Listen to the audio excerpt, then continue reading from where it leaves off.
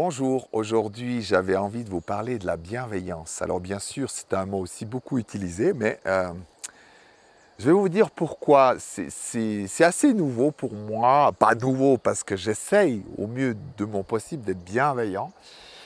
Je voyais aussi des fois sur Facebook comme les gens, tout d'un coup parce qu'ils ont une émotion, ils ne sont pas d'accord, on ne voit pas qu'au fond de nous on est touché. Qu'une de nos croyances ou une blessure est touchée. Donc du coup, on veut tout de suite répondre à l'autre et d'une manière souvent extrêmement agressive, cassante, au lieu de voir d'abord que ça nous a touchés. Je donne de nouveau cet exemple. Ok, j'écris quelque chose sur Facebook, une citation, ma foi, qui peut des fois bousculer, ou laquelle vous pouvez ne pas être d'accord. Mais est-ce que c'est si grave? Déjà, qu'est-ce qui fait qu'à tout prix, quand je ne suis pas d'accord, il faut que je le dise à tout prix et avec ferveur? D'accord? Il y a 1001 pages. Vous pouvez très bien dire, ok, c'est pas grave, je ne suis pas d'accord, je ne réponds pas. C'est aussi de la bienveillance. Ou alors, je vais le faire d'une manière équilibrée. Ah, ça m'a touché. Ça m'a bousculé ce que tu as dit. J'arrive pas encore à l'intégrer. J'y crois même pas encore, d'accord? Ça, c'est un langage déjà bienveillant qui va faire que c'est constructif parce que peut-être derrière, j'essayerai d'expliquer autrement. Et toi, tu viendras avec ton argument. Et du coup, on reste dans cette bienveillance, même si on a des émotions, même si on n'est pas d'accord. Et ça, c'est vraiment à cultiver parce que si dans des gens qui sont déjà dans une démarche, forcément, on n'est pas toujours d'accord. Donc, si on s'agresse, on veut à tout prix avoir raison, on veut trôner sur l'autre, on ne s'en sortira pas, puisque c'est déjà partout dans le monde comme ça. Alors, pourquoi critiquer les gens si on est la même chose?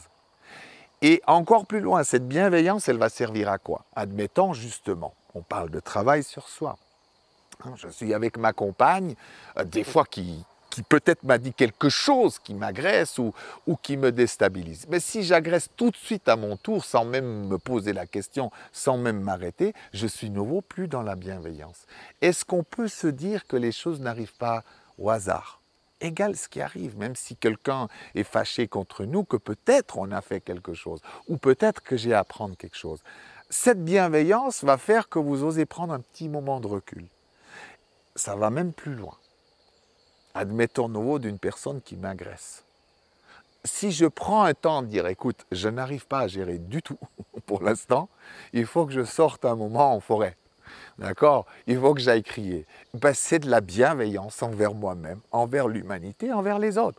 Mais au lieu de ça, qu'est-ce qui se passe? En général, on veut tout de suite régler le problème. Oui, mais tu vois, nanana, on veut faire comprendre à l'autre ensemble qu'on a raison.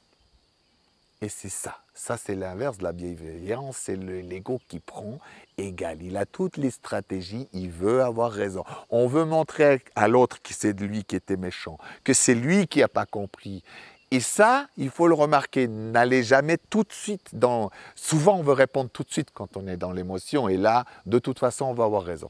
La bienveillance veut qu'on s'arrête un petit moment. Moi, maintenant, quand je suis dans une situation, je ne me dis pas tout de suite « Ah ben, ça vient de l'autre ». Forcément que si je suis impliqué dedans, ça m'appartient. J'ai quelque chose à comprendre, j'ai quelque chose à travailler. Et quoi qu'il arrive, je devrais me dire « Tiens, même si l'autre personne était peut-être plus en colère ou qu'elle avait plus d'émotions que moi, ça ne veut pas dire qu'elle est responsable de ce qui arrive et moi pas. D'accord ? Je me dis, ça ne peut pas m'arriver comme ça au hasard. Donc, apprenez. Je n'ai pas envie de dire beaucoup de choses sur cette bienveillance, mais quand même, c'est quelque chose qui devrait vraiment nous être comme un fil conducteur. Comment, quand je ne suis pas d'accord, je peux être quelqu'un de pacifique, de bienveillant? Comment, même si j'ai de la colère, je ne me fais pas emporter par cette colère pour avoir à tout prix raison ou pour soumettre l'autre, mais simplement signaler, voilà, je suis bousculé de l'intérieur, je ne suis pas d'accord, j'arrive pas à gérer ça, mais j'ai envie d'être en paix avec toi. Je trouve ce que tu dis là a un sens, ça me touche. Vous voyez ce langage de l'âme qui nous vient de notre âme et des mondes spirituels, il existe bel et bien. Mais si à chaque fois qu'on est touché à peine, je vois, on part dans des histoires, des réactions, et c'est très spécifique. Ce n'est pas sur Facebook seulement, on est bien d'accord, c'est dans tout le monde. Mais c'est spécifique à notre maladie. C'est que des fois, on n'arrive pas à voir qu'on est dedans touché, qu'on est mortifié, qu'on est meurtri, qu'on a des choses qui sont blessées à l'intérieur qui nous font réagir aussi violemment. Et ça, on a besoin d'arrêter, parce que si personne n'arrête ça, on va rester en guerre, on va rester dans des conflits de pouvoir, des luttes de pouvoir. Et surtout quand vous vous remettez en question, remettre en question, c'est d'aller jusqu'au bout du bout. Il n'existe aucune situation dans laquelle vous n'êtes pas totalement impliqué, que vous avez co-créé. C'est juste une question d'étape. Vous allez pouvoir les franchir peu à peu pour comprendre ce qui se passe, pour comprendre aussi ce que votre âme souhaite expérimenter, souhaite guérir et souhaite aussi transformer en amour. Parce que la bienveillance, c'est aussi ça. C'est pas être stupide, bête, pas conscient, pas lucide. Non, c'est une bienveillance où vous osez quand même vivre ce qu'il y a à vivre à l'intérieur de vous, même le désaccord, mais c'est une bienveillance qui va faire qu'on a quand même un côté qui va vers l'amour à chaque fois, même envers moi-même.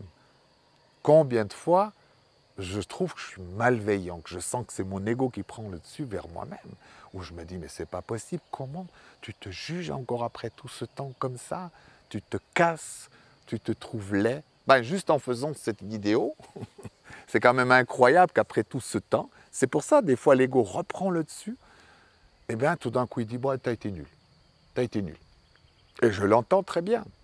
Alors le but, c'est pas dire que ça n'existe pas, mais je peux contrer en disant tiens, Jean-Marie, tu as été merveilleux, regarde.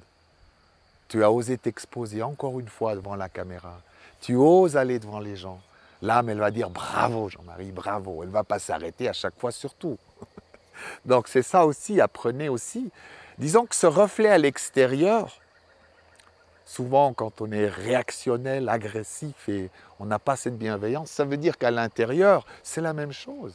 On a des parties de nous qui sont en guerre, l'ego attaque, et je pense qu'il est bon, gentiment, d'aller vers cette bienveillance aussi à l'intérieur et pour le monde, pour que ce changement puisse se faire peu à peu sur la planète. Et comme je le dis souvent, on a la planète, toute l'humanité a besoin de vous tous et vous tous qui allez de l'avant vers l'amour, vers le changement, vers la transformation. Alors prenez un peu de temps, chaque jour un petit peu pour se dire tiens, peut-être dans cette situation, et si je pouvais être un petit peu plus bienveillant avec mon frère, avec ma sœur, avec mon père, avec cette personne qui traverse la rue, et si je pouvais être un petit peu plus bienveillant avec moi-même, en me disant des compliments le matin en me levant au lieu de déjà me critiquer. Vous voyez comme quoi ça apporte tout de suite du bonheur. Ça me touche beaucoup, mais ça me remplit de bonheur aussi. Voilà, bonne journée. Merci de m'avoir écouté.